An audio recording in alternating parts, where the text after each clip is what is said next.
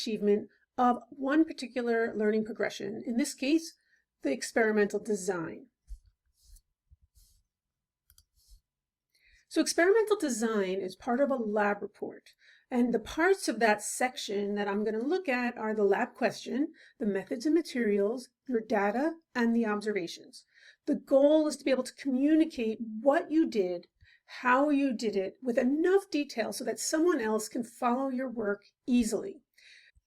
So when we start our lab reporting process, you just want to start by stating the task, collecting and presenting your data, and providing a description of your procedure in any way that you see fit.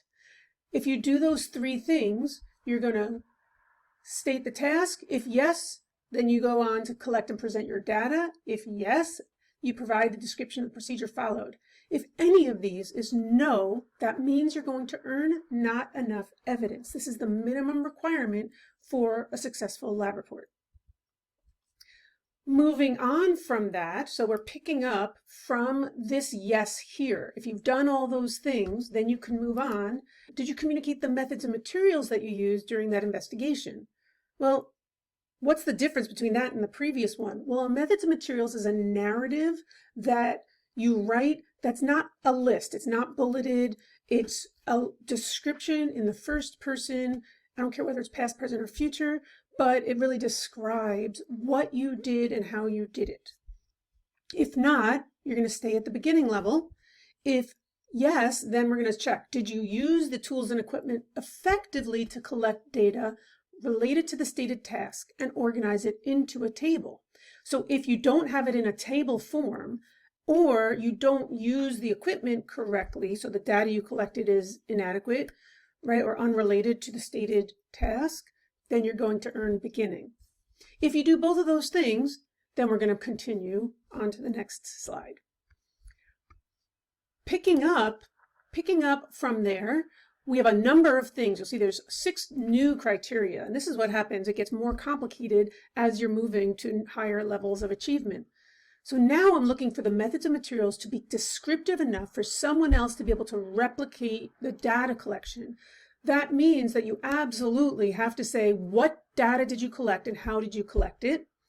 The data should be complete and it needs to be able to be used to answer the question.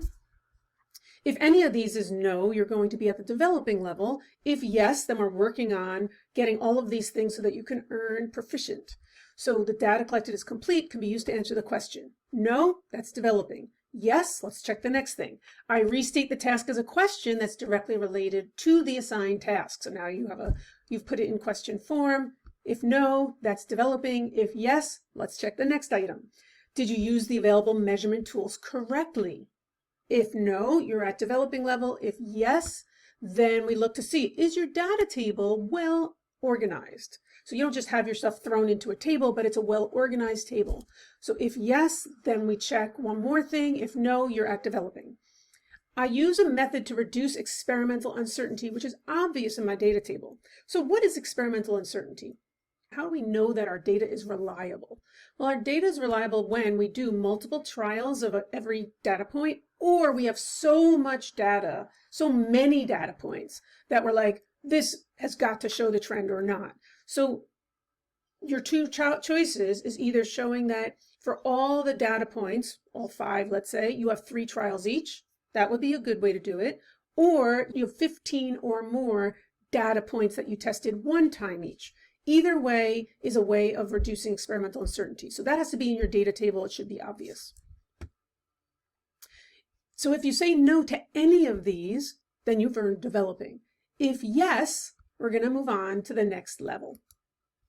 So we're coming down from that yes to I ask testable questions that are directly related to the assigned task. If no, you've got proficient. If yes, so I can plan and implement precise and effective data collection strategies. So this is where later in the year, you are starting to use what I've taught you to design your own experiments. Right? Not from scratch, but if I give you a task and tell you what equipment you're using, you know how to use that equipment well enough to design the data collection on your own. So this happens later in the year, usually after the end of the first semester. If no, you're at proficient. If yes, we're going to continue. The data table is well constructed, including columns for analysis. So this is where by the second half of the year, we're starting to push into like, can you use Excel and put formulas in columns to do calculations, where a calculation is a type of analysis of the raw data that you're collecting, as opposed to earlier in the year where we're collecting data and that's what we're just creating graphs based on that data that you've collected, as opposed to having to do something with the data before you can complete your analysis. Okay, so that's if no, you're at proficient. If yes, on to the next thing. I communicate the methods and materials clearly, succinctly, and with sufficient detail, including labeled pictures. So each of those things is important. Clearly means that I understand you're using words that are communicative, right? That anyone can understand. Succinctly means you're not running on and on and on. You're being concise and you're using as few words as possible, but yet still giving enough information for someone else to replicate your lab, right? That's what we mean by sufficient detail. I need to know everything that you did, including all the little things, like I measured the mass, I set up the meter stick vertically on a ring stand, like all the details of anything that you did. And you include labeled pictures. So not just a photo, but you've actually like labeled the items that you've used using, you know, a drawing program or something like that, where you're able to throw in text boxes and be like, this is the meter stick, this is the ball, this is the cart, whatever it is that you use, so that people who are looking at it understand how you did your setup. If you don't do that, you're going to remain at proficient. If you've done all of those things, then we'll look at the last part. I explicitly describe a valid and effective method to reduce experimental uncertainty. So just like I said before, you're going to look at the number of data points and or the number of trials that you did. Generally speaking, minimum of 5 data points, 3 trials each, or at least 15 data points unless I instruct you otherwise. You have to put a sentence in your methods and materials that addresses this explicitly. It's really easy. All you have to say is, I reduced experimental uncertainty by, and then say what you did. If you didn't do that, you're going to remain at proficient. If you did, let's move to the next level. These are the things you need to do to earn advanced. You have to answer yes to all of these things. No for any one of these will set you to proficient, which isn't bad, it's just where you're at. If you want to earn advanced, though, you must do all 5 of these things. To earn expert level, there are 3 things. I ask an independently generated question. I independently develop an investigation that can produce data to answer that question. And I independently carry out that investigation, collecting relevant data.